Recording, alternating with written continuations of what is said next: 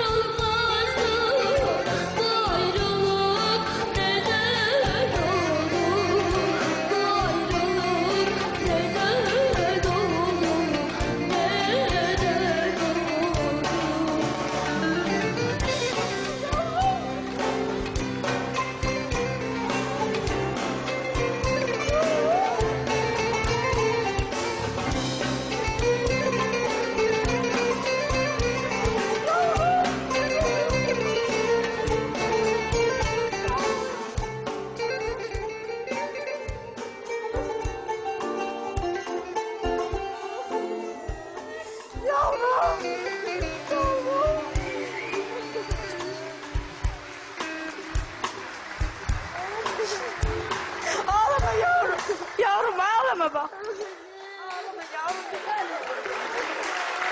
Ağlama yavrum. Yavrum evet. Yavrum.